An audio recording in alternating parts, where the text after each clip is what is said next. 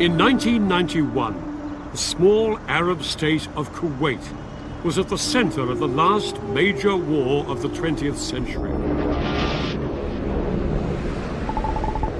Saddam Hussein's Iraq had invaded Kuwait, putting nearly half the world's oil within his reach. Virtually everyone agreed he had to be stopped.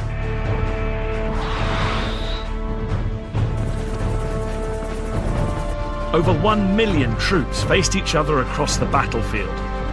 Revolutionary new technology like stealth bombers, cruise missiles and precision-guided bombs would make this a battle unlike anything anyone had seen before.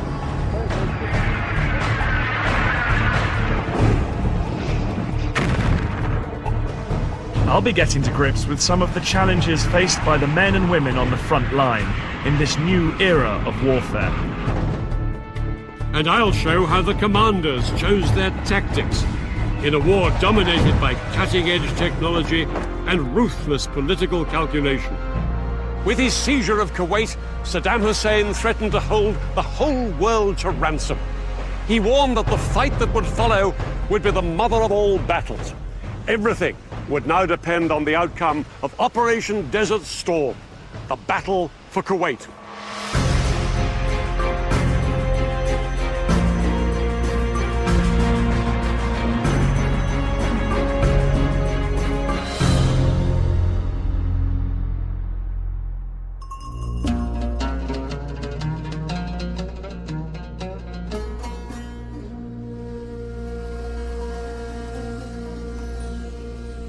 In the early hours of August 2nd, 1990, Iraq's army shocked the world by invading its neighbour, Kuwait. They smashed through the defences on the border and headed straight down this road towards the capital, Kuwait City.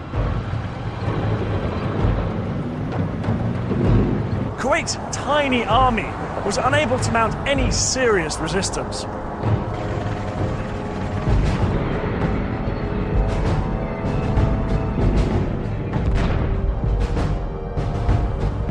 Thousands of Iraqi troops were soon swarming through the capital.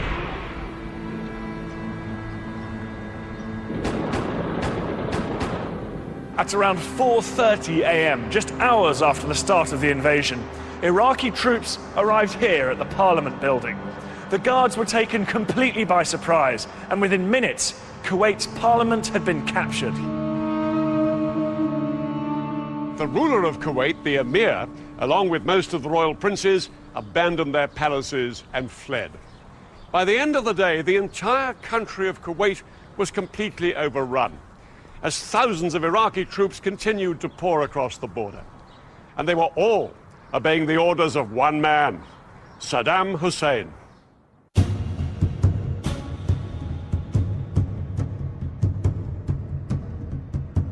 Saddam Hussein was the president of Iraq and a brutal dictator. For 11 years, he had enforced a violent regime that murdered and tortured without hesitation. He'd built up the fourth largest army in the world, with over 1 million troops. But his regime was in serious trouble. Not least because an 8-year war with his neighbor Iran had left him with a mountain of debt.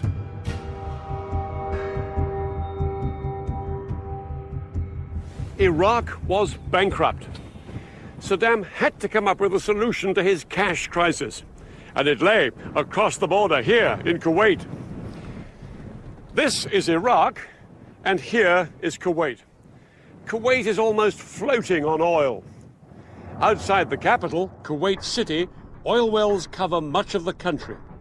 To the north, there are oil fields on the border with Iraq. Here in the center, the Burgan oil field is the second largest in the world. Altogether, Kuwait held 10% of the world's oil, and it was this vast wealth that Saddam had captured. Together with the Iraqi oil fields that Saddam already owned, he now had control of over 1/5 of the world's oil reserves.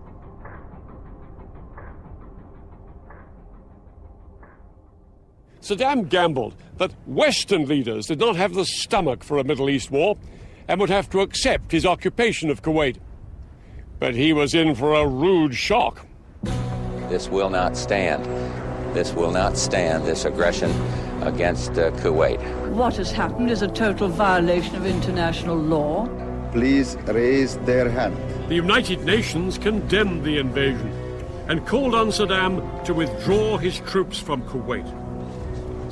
But far from withdrawing, there were signs that he might be planning something even bigger. Thousands of Iraqi reinforcements were moving into Kuwait. Some set up defensive positions along the coastline.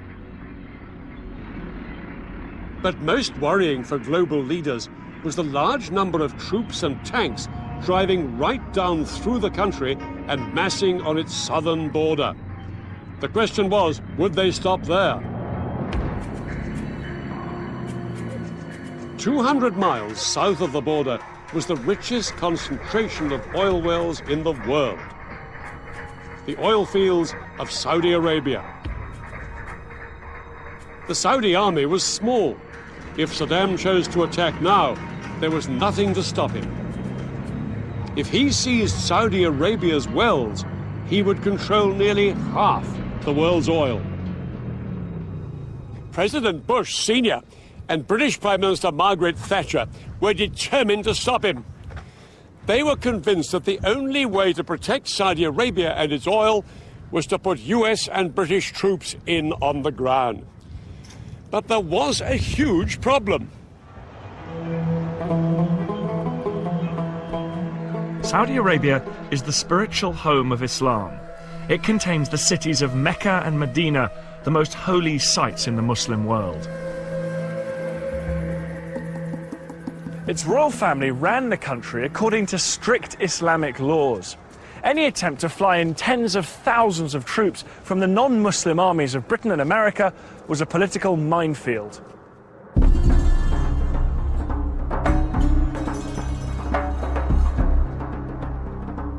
On August the 6th, 1990, just 4 days after Iraq had invaded Kuwait, a top-rank White House team flew to Saudi Arabia to meet King Fahd. They offered to fly in thousands of US troops to defend the kingdom. King Fahd knew his meager forces couldn't stop Saddam Hussein if he chose to invade. And so, despite the risk of huge anger from devout Muslims, he immediately gave the Americans the invitation they wanted.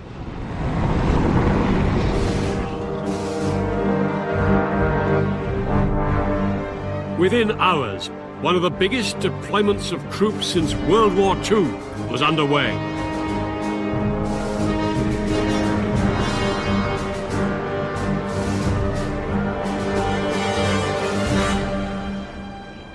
More than 250,000 American and British troops from bases in the US and Europe headed for the deserts of the Middle East.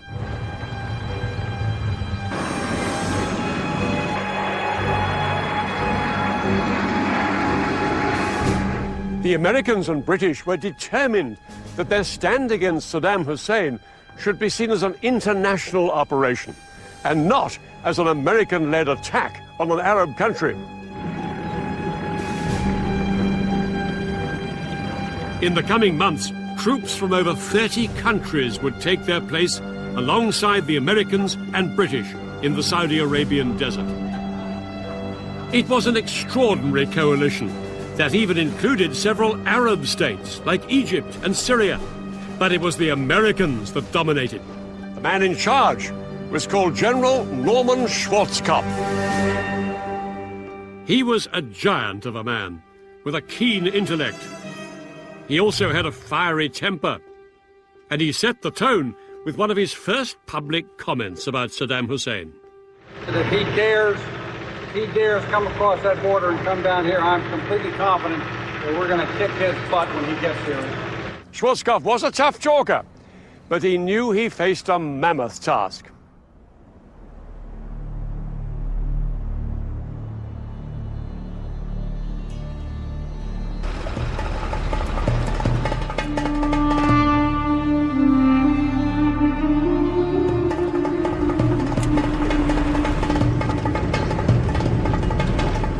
Many of the troops had been trained to go into battle on the green rolling hills of Europe. They arrived to find a scorched, barren desert like this one. It was a place few of them had ever imagined they'd have to fight over.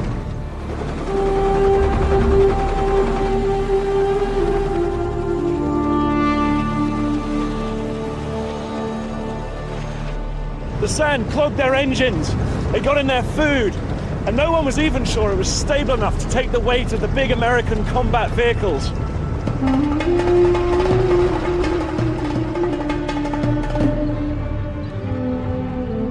But the biggest problem by far was making sure the Western troops did not offend their Muslim hosts. Even apparently innocent behavior, like female American troops wearing short sleeves, could cause huge offense in a country where women are expected to cover up completely. Troops were issued with instructions on how to behave appropriately in a devout Muslim country. US Army chaplains were even renamed morale officers so as not to cause offense, but it remained a fragile coexistence.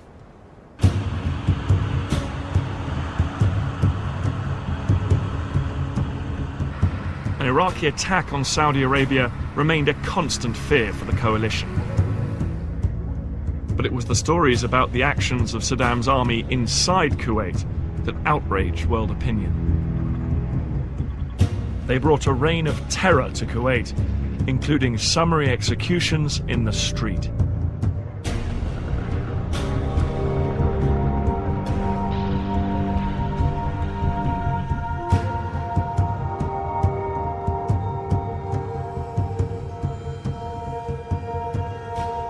Saddam's men were looting shops, houses and factories across the city.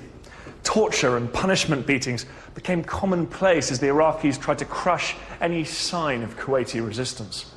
Some resistance fighters were even shot dead in front of their own families as a warning to everybody else not to get involved.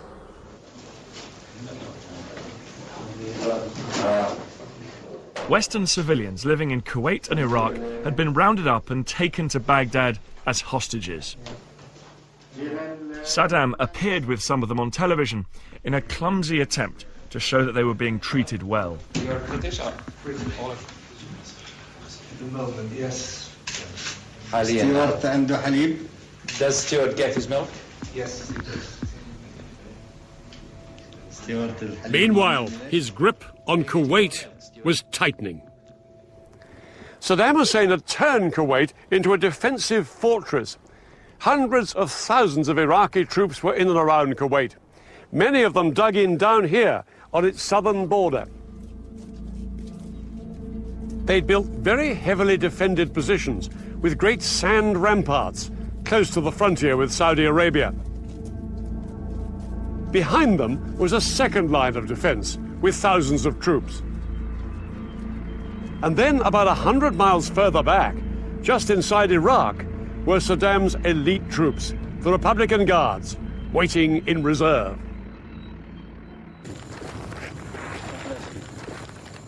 By November 1990, world leaders had run out of patience with Saddam. Although he hadn't attacked Saudi Arabia, he showed no signs of withdrawing from Kuwait.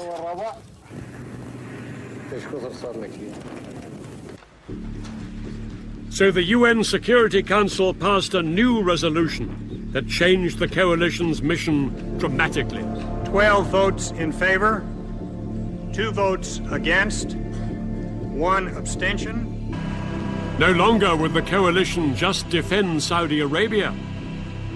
If Saddam's troops had not withdrawn from Kuwait in 6 weeks, the coalition would attack and force the Iraqis out. The countdown to war had begun. For the US military, it was a daunting prospect. They were haunted by the memories of the United States' last major conflict and knew that they could not afford to make the same mistakes again. If one American soldier has to go into battle, that soldier will have enough force behind him to win and then get out as soon as possible. This will not be another Vietnam.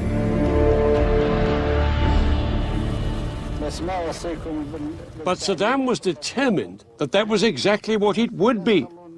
He calculated that if the Americans attacked, his best hope was to inflict massive casualties on the US troops. Saddam believed that after the Vietnam War, it was not something the US public would tolerate. And in 1990, he had the weapons to cause thousands of casualties in seconds.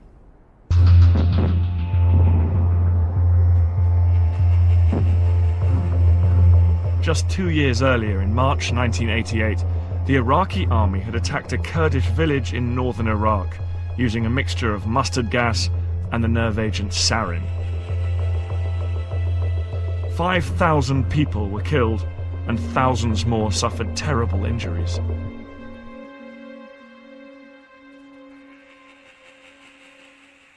Throughout the coalition, every soldier lived in fear of an Iraqi chemical attack.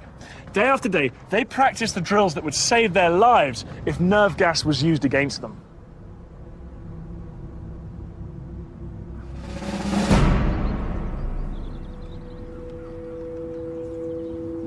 To understand more about what this meant to the coalition troops, I joined a British Army training exercise.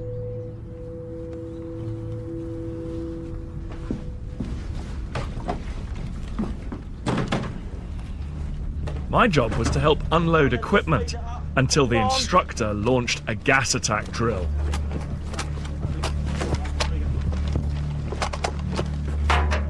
Gas, gas, gas!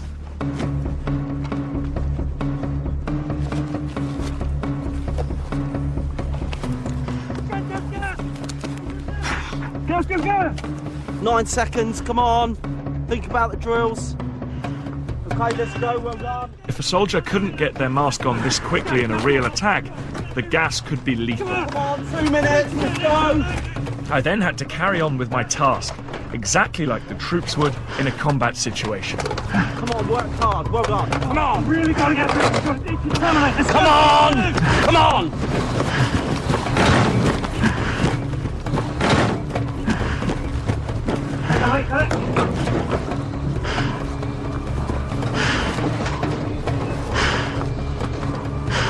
Down this side, down this side.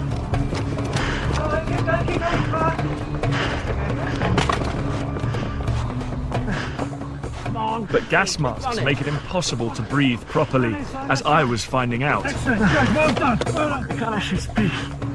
I'm not getting enough air in here. 2 minutes! Come on, well done, well done.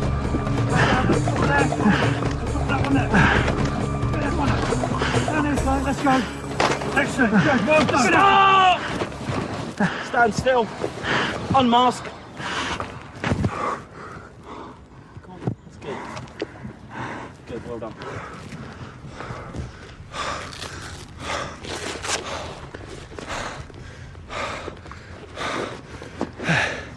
There's just no air in there at all. And the idea of fighting something like a battle under those conditions is absolutely unimaginable, and that's a lot harder than what I was just doing there, those shuttle runs. The idea of spending hours on hours in this get-up, charging across hills, is extraordinary.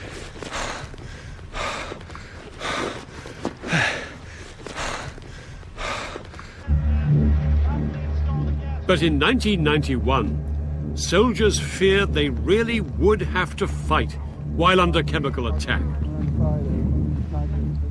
Some of them were already suffering heat exhaustion just from wearing gas masks in training. Schwarzkopf knew that if it came to war, the greatest threat to his troops was Iraq's chemical weapons. And he also knew he would have to minimize American and coalition casualties. The key would be to keep his ground troops out of the battle for as long as possible.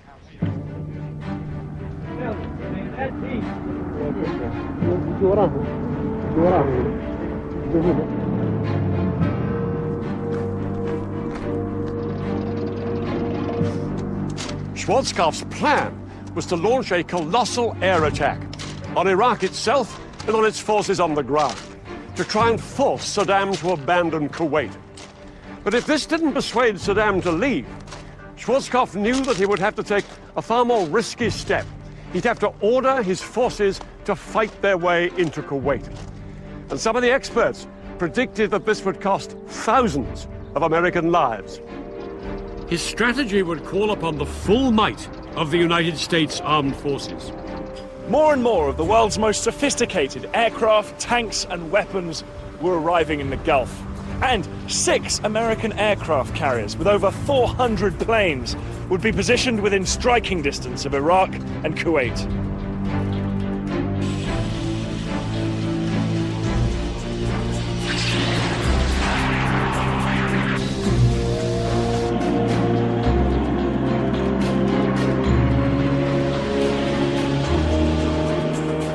One week before the UN deadline expired, 750,000 coalition troops waited on the battlefield, as the politicians made one last attempt to find a diplomatic solution. The US Secretary of State, James Baker, met Iraq's Foreign Minister, Tariq Aziz, in Geneva. Both men knew that tens or even hundreds of thousands of lives were at stake. And James Baker warned the Iraqis not to use chemical weapons, reminding them that America had nuclear bombs. But 7 hours of talks ended in failure. If Iraq should choose to continue its brutal occupation of Kuwait, Iraq will be choosing a military confrontation which it cannot win and which will have devastating consequences. But Saddam remained as defiant as ever and promised his people a great victory. He warned that the Americans depended too much on technology. He boasted that Iraq could rely on the bravery and experience of its soldiers. Their faith would defeat the enemy. At midnight on January the 15th, 1991, the UN deadline expired. Across the world, people watched and waited. Everybody knew it was just a matter of time before the war began.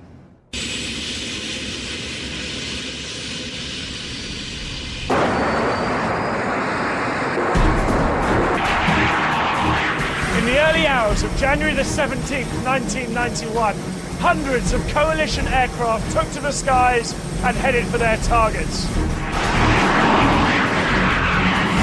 Operation Desert Storm had begun. British RAF pilots in low-flying Tornado aircraft carried bombs designed to crater Iraqi runways. The Americans' first target was Iraq's capital. From the rooftops of Baghdad, 3,000 anti-aircraft guns fired into the night. Flying straight into this wall of fire were 8 American bombers. They were so sophisticated that the Saudis had nicknamed them Ghosts. The F-117 stealth bomber was designed to be invisible to radar. But this was its first test in major combat. The stealth's first target was the main communications tower in Baghdad. At exactly 3 a.m., the pilot in the lead aircraft pushed the button and a 2,000-pound laser-guided bomb descended on its target.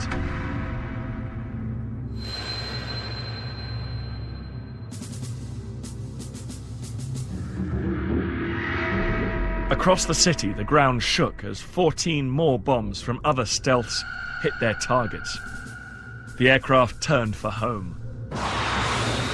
Cruise missiles launched from US warships knocked out the power stations and plunged the city into darkness.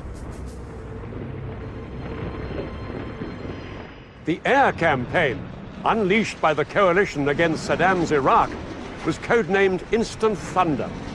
It was the most powerful and focused use of air power in the 20th century.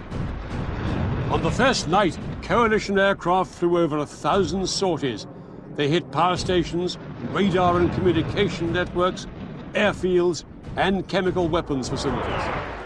The aim was, first, to gain control of the skies above Kuwait and Iraq, and destroy Saddam's ability to coordinate his forces, and then to target the forces themselves.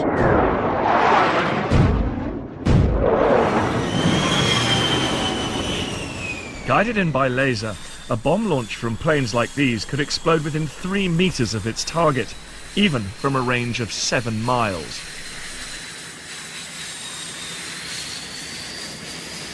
The bombing campaign had badly damaged Iraqi radar stations and gave Iraqi pilots little chance to respond. Rather than fly blind against the most sophisticated air force the world had ever seen, most of them opted to leave their aircraft inside hardened hangars and try and sit it out.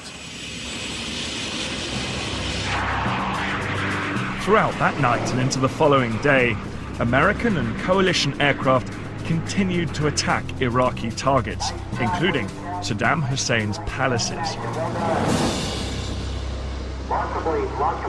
Saddam Hussein was in fear for his life. He moved between safe houses to avoid the coalition attacks. But in public, he would not be cowed. On Baghdad radio, he declared that the mother of all battles had begun. And in secret, he ordered his army to launch the weapon that he hoped would blow the coalition apart. Its target was a country over 700 miles from Kuwait.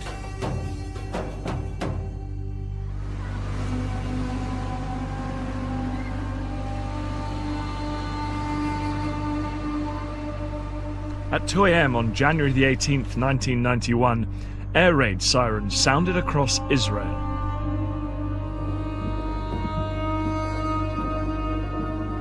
They warned of a Scud missile attack from Iraq heading for Tel Aviv, Israel's biggest city.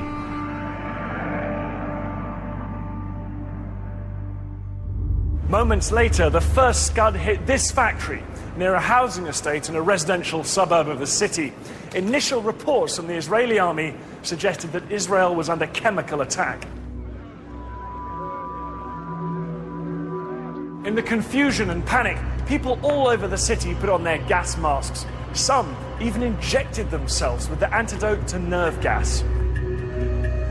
Saddam Hussein's attack on Israel was an act of ruthless calculation. He hoped Israel would retaliate. If it did, Israel would then appear to be on the same side as the Arab nations in the coalition. Saddam's hope was that the Arabs' hatred of Israel would make this unthinkable for them. They would withdraw from the coalition, and the coalition would collapse. From Washington, senior White House officials called the Israeli defense minister, urging him to show restraint. For hours, the whole world held its breath, waiting to see how the Israelis would respond. 8 Scuds had been fired at Israel that night, and by daybreak, residents were still on alert. But reports of a chemical attack had turned out to be a false alarm, and remarkably, nobody had been killed by any of the missiles. Under huge pressure from the White House, the Israeli Prime Minister, Yitzhak Shamir, agreed not to retaliate, at least for the time being. In return, the Americans promised to make the destruction of the Scud missile launchers inside Iraq their top military priority. The Scud hunt was on.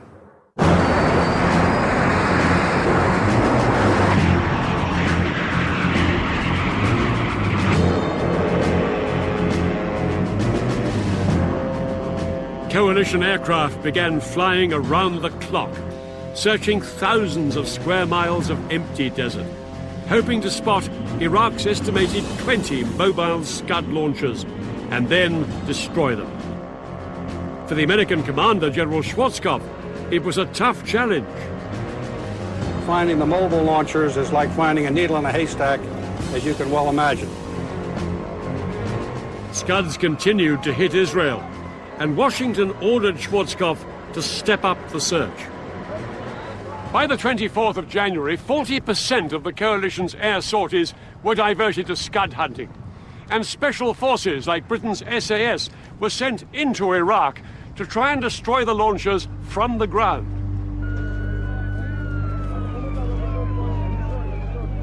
The Scud attacks on Israel went on, but still they failed to break up the coalition as Saddam hoped.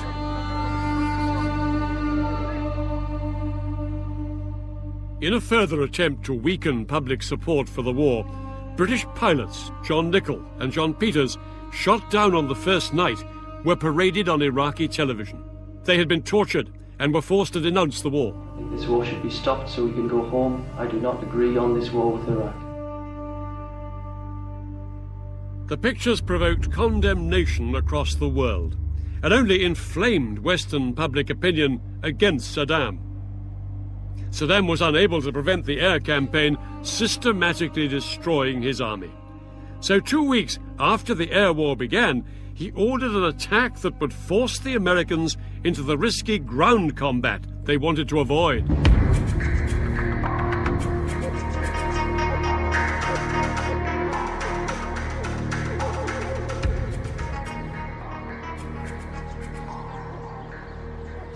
At around 8:30 p.m., Iraqi troops broke cover from their positions here in Kuwait and headed down there towards the Saudi border. Their movement was watched by an unmanned American spy plane, feeding pictures back to its operator. What do we have here? Crow. Let's see what they are. Man, this is something. Here we go.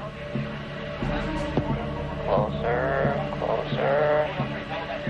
And 2,253 hours.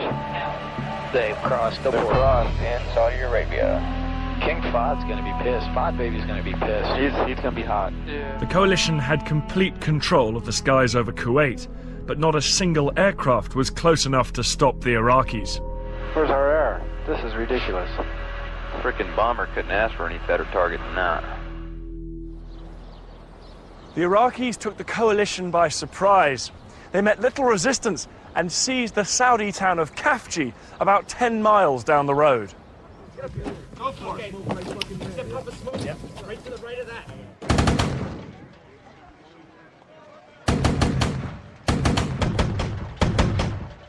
Troops from America, Qatar and Saudi Arabia now had to fight their way into the city to regain control. Arm this missile and I'll shoot it down range. Take that bad boy out.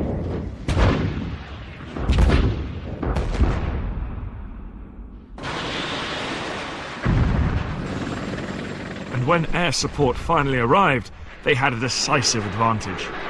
I certainly would not want to be an Iraqi troop up there. Aircraft are swarming over that battlefield like gnats. After 2 days of fighting, coalition troops finally regained control. An estimated 38 Iraqis were killed and hundreds more captured, but the coalition had suffered too. In their first taste of ground combat, 43 coalition troops, including 25 US Marines, were killed. For some, it had been a sobering experience. I never expected that kind of fear, but you have to overcome it. Because if you don't overcome it, it's just like being defeated without actually being killed or anything like that.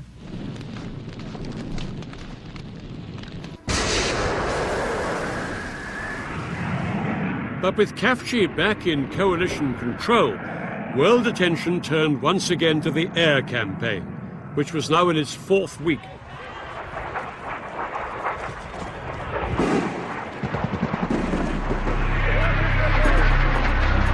Television audiences across the world had become hooked on the extraordinary footage being beamed into their homes around the clock. It was all part of the public relations war. After their experiences in Vietnam, American commanders knew that unfavorable coverage might damage public support for the war. So they carefully managed what was actually seen by the watching world. Splash. That was an excellent splash.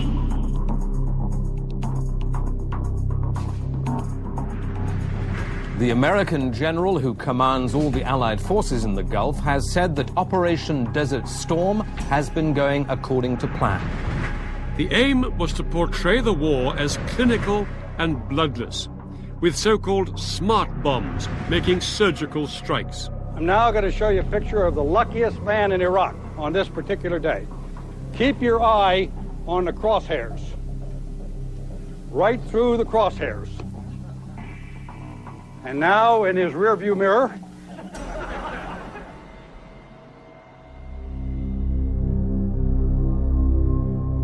But the laughter was about to end. In the early hours of February the 13th, 1991, 2 stealth bombers flew towards the Al Amariya bunker in the suburbs of Baghdad on what was supposed to be a routine mission. Shortly after 4:30 a.m., they released 2 laser-guided bombs. Exactly as planned, the bombs dropped down a ventilation shaft and exploded deep inside the bunker to maximize destruction. The trouble was, it was packed with over 400 civilians.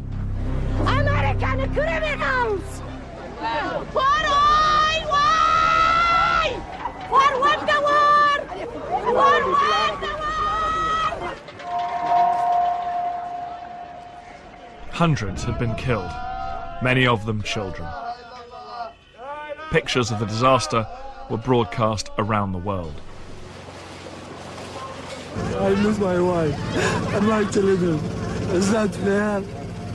Nobody says something to stop this massacre. It was a terrible mistake. Coalition air planners had believed that the Al Amariya bunker was being used by Iraqi commanders, not civilians. These images of so many dead civilians and their distraught relatives shattered the myth that this was a bloodless war, and it forced Schwarzkopf to curtail the bombing of Iraqi cities for fear of causing more civilian casualties.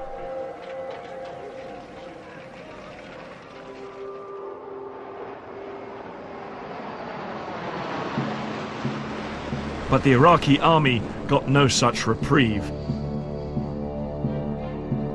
The air campaign had battered Iraqi targets for over a month, and still, Saddam had not withdrawn his army from Kuwait. Schwarzkopf knew coalition ground troops would soon have to drive them out, and in preparation, he intensified the airstrikes against the Iraqi front line.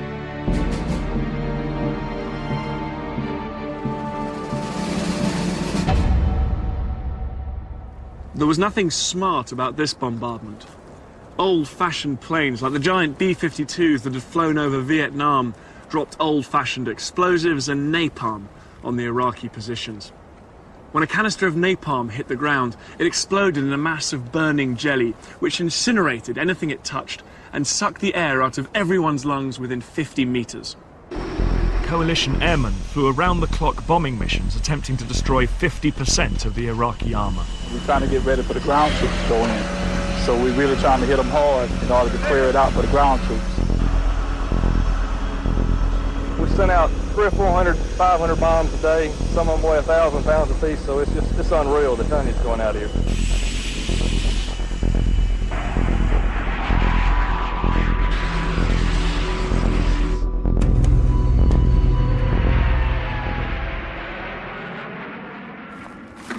In retaliation for the coalition's continuous aerial bombardment, Saddam Hussein unleashed a new kind of destruction. He ordered the Iraqi army to blow up the oil fields of Kuwait. It created scenes of apocalyptic devastation. It looks like what I envisioned hell would look like. The country of Kuwait is burning. Hundreds of wells were blown up, sending a wall of flame and smoke thousands of feet into the air. Pipelines were ruptured, storage tanks exploded, and huge lakes of oil pooled in the desert sand.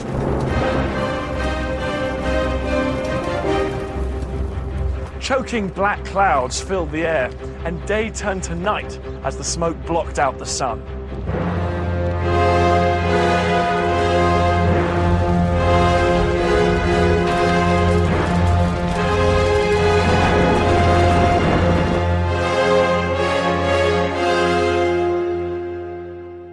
This piece of environmental vandalism only increased the pressure on Schwarzkopf to launch the ground campaign. His plan was a masterpiece of strategic deception. The main attack would appear to come down here, across Kuwait's southern border. 40,000 American Marines would thrust up into the Iraqi defenses. Alongside them, troops from other coalition countries, including large forces from Syria and Egypt.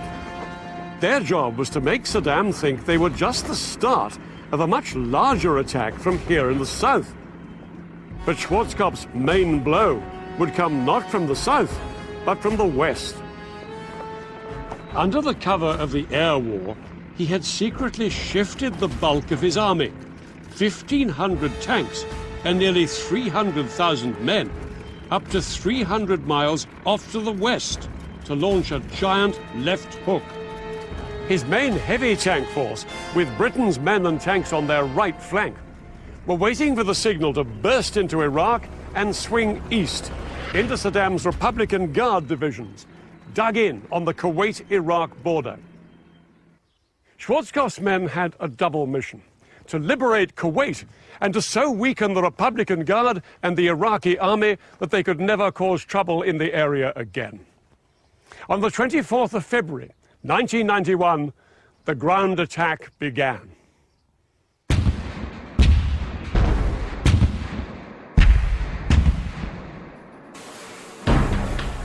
Out in the Gulf, the big guns of the US warships began a massive artillery barrage onto the Kuwaiti coastline.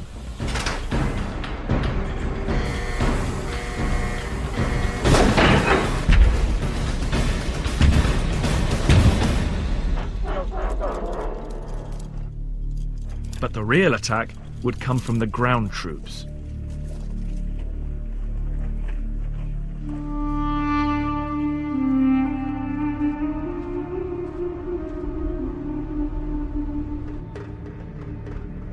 And the first to go in would be the US Marines.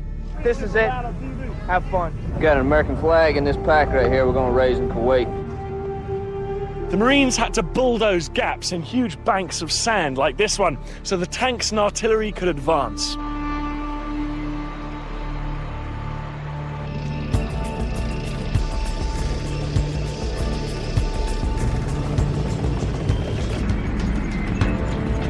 As the first troops went in, none of them knew what would happen. The fear of a chemical attack was so great that the US troops wore chemical protection suits and gas masks. In front of them, they expected vast minefields and tens of thousands of Iraqi troops in heavily defended, entrenched positions. Coalition commanders expected the Marines to be able to penetrate just a few miles into the heavy Iraqi defenses, with as many as 1 in 3 of the Marines being killed or injured. But as the Marines crossed into Kuwait, they were amazed at what happened.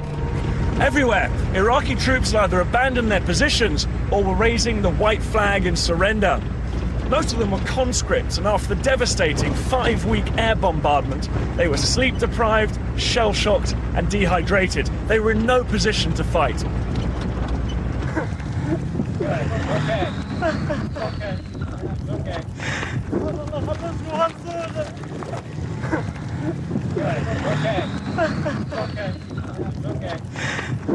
All right. Hey, let's go! Get up here! The Marines continued forward into Kuwait.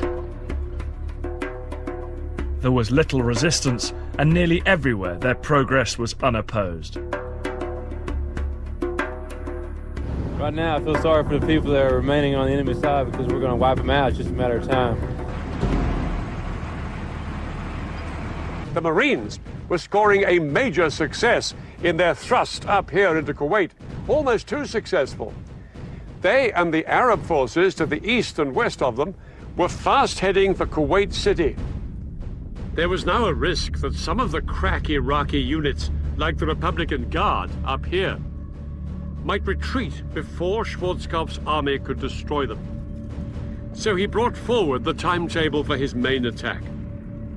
He ordered his big left hook, including Britain's tank force, to go in 15 hours ahead of schedule.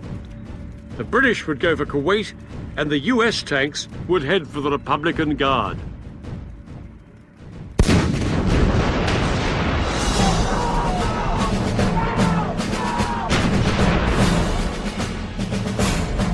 "10 hours into the ground war, at 2:30 p.m., British and American troops began a massive artillery barrage onto the Iraqi positions in front of them.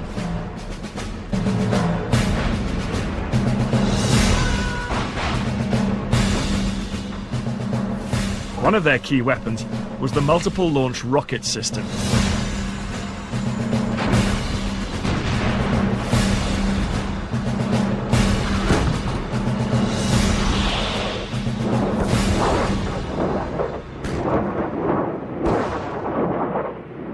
As each of the rockets burst in the air above the Iraqis, it scattered 644 bomblets over them. It was as if they were being showered by hand grenades. In just over 30 minutes, more than 500,000 of these bomblets landed on the Iraqi troops.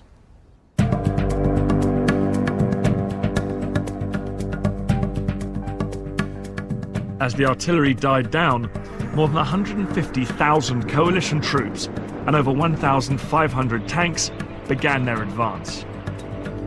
Saddam knew he couldn't keep Kuwait much longer, but he was still determined to show the Americans he had the capacity to hit them where it hurt. He ordered his troops inside Kuwait to counterattack against the US Marines.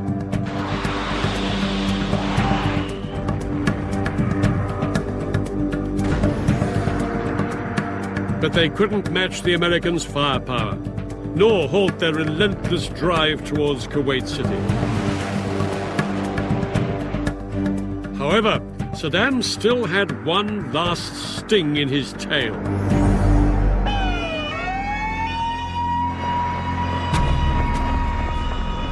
Iraqi troops fired a Scud missile towards a coalition base in Dhahran, Saudi Arabia.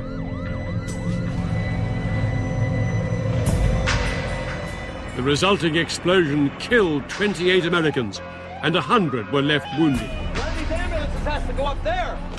It was their biggest single loss in the war so far.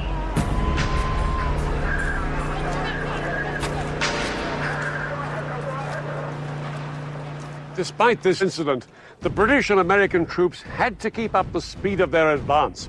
Saddam's army was collapsing by the minute, and every minute counted if Schwarzkopf was to be able to destroy the bulk of Iraq's military equipment before it escaped.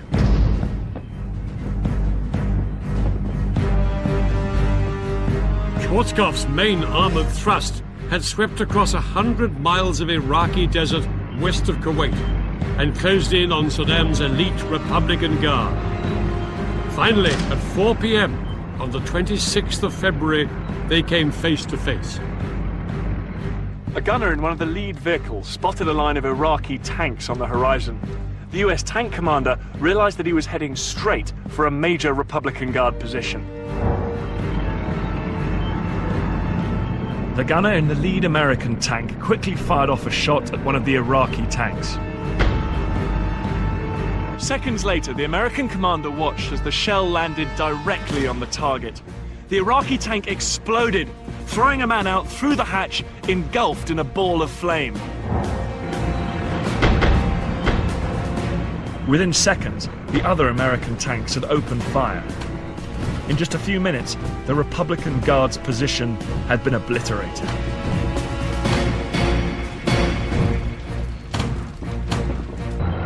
The Iraqi tanks had been utterly outgunned. The American tanks could score a hit on the move from over 2,000 meters away.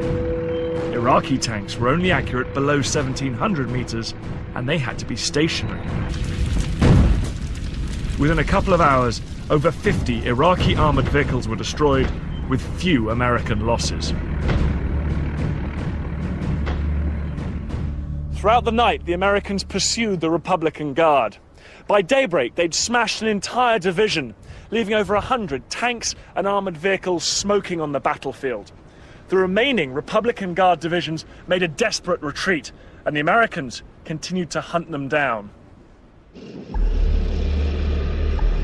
It looked like the Americans now had the Republican Guard at their mercy. But something had happened inside Kuwait that would help save them from destruction.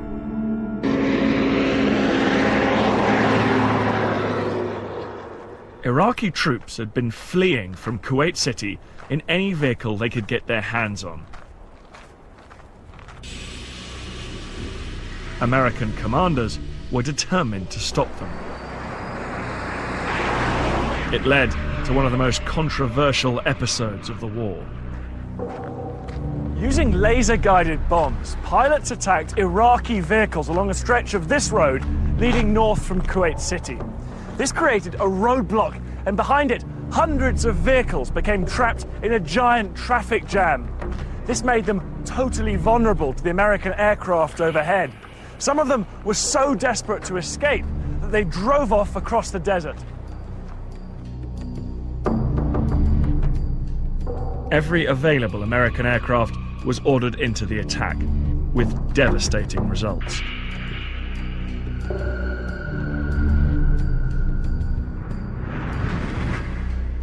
For mile after mile, charred vehicles and human corpses littered the desert and choked the two main roads going towards Iraq. An estimated 2,000 vehicles were destroyed. Only very few of them were tanks or armored personnel carriers. Most were civilian vehicles stolen by the Iraqi army as they fled Kuwait City. Nobody knows how many hundreds or thousands of Iraqis died in the attacks. The American leadership realized that pictures like these would soon be on television around the world, and they feared it would look like a massacre. This would become a key factor in deciding when to end the war.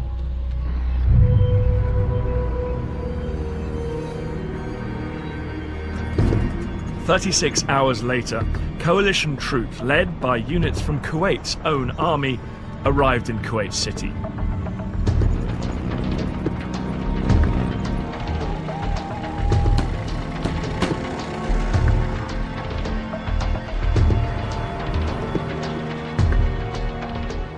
The streets soon filled with vehicles as people celebrated the end of the Iraqi occupation. Welcome in Kuwait!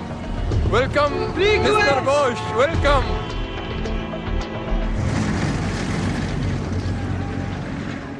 Alongside them were American troops, greeted as heroes, as liberators of a country that had been subjected to months of horror by the Iraqi regime. They don't have any civilization.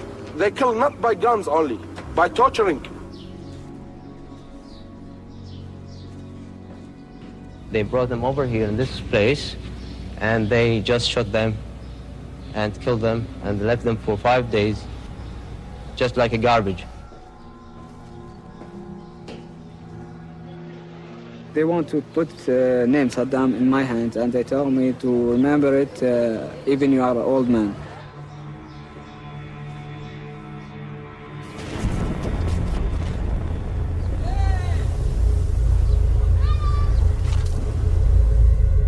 With the liberation of Kuwait, the main political goal of the war had been achieved. But the Republican Guard had not yet been destroyed. However, President Bush feared that continuing to bomb a retreating enemy might give the impression that America was behaving like a bully. And so, on February the 28th, 1991, Bush declared a ceasefire. I am pleased to announce that exactly 100 hours since ground operations commenced and 6 weeks since the start of Operation Desert Storm, all United States and coalition forces will suspend offensive combat operations.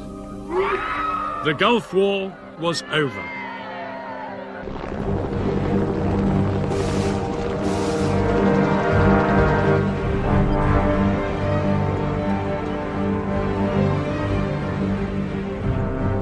Within weeks, tens of thousands of coalition troops began the long journey home. All of them grateful that the mass casualties they'd feared had never materialized.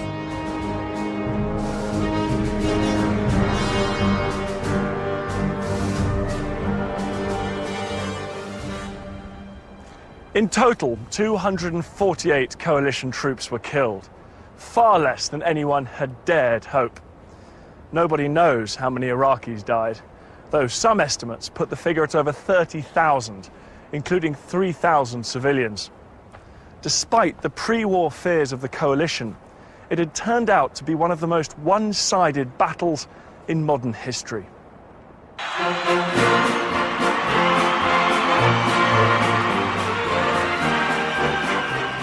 Schwarzkopf and his men returned home to a hero's welcome.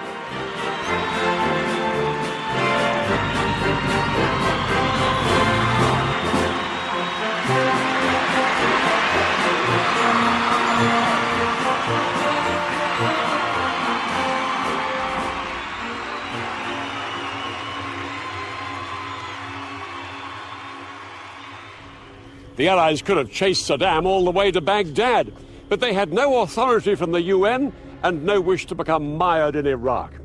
Instead, they hoped that Saddam would now be too weak to be a threat.